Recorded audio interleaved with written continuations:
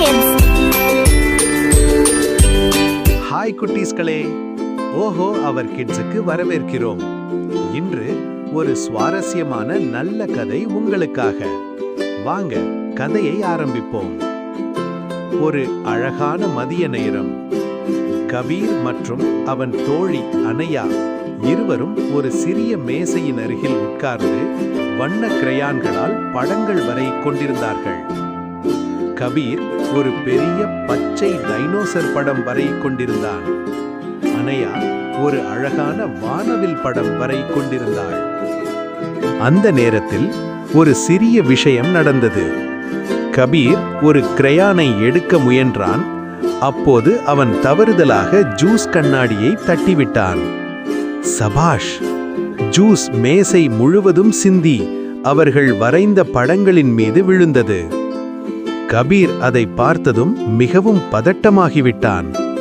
ஐயோ என்று அவன் மனதில் நினைத்தான். அனையா மேசையை பார்த்து கேட்டாள், கபீர், என்ன நடந்தது? கபீரின் இதயம் வேகமாக துடிக்கத் தொடங்கியது. ஒரு நிமிடம் அவன் யோசித்தான். நான் உண்மையை சொல்லவா அல்லது வேறேதாவது சொல்லவா?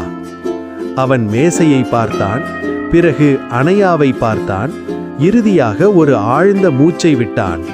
பிறகு சொன்னான், அனையா, மன்னிச்சுக்கோ, நான் தான் தவறுதலாக ஜூஸ் கண்ணாடியை தட்டிவிட்டேன். ஒரு நிமிடம் அனையா அந்த ஈரமான படங்களை பார்த்தாள்.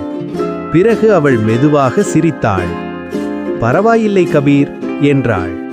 தவறுகள் எல்லோரிடமும் நடக்கும். அவர்கள் இருவரும் சேர்ந்து மேசையை சுத்தம் செய்தார்கள். பிறகு புதிய காகிதத்தை எடுத்துக்கொண்டு மீண்டும் படம் வரைய ஆரம்பித்தார்கள். சிறிது நேரத்தில் அவர்கள் மீண்டும் சிரித்துக்கொண்டே மகிழ்ச்சியாக இருந்தார்கள். அப்போது கபீரின் மனதில் ஒரு நல்ல உணர்வு வந்தது. ஏனென்றால் அவன் உண்மையை சொன்னான். இந்த கதையின் நெறி என்னன்னா, உண்மை எப்போதும் நல்லதைத்தான் தரும்.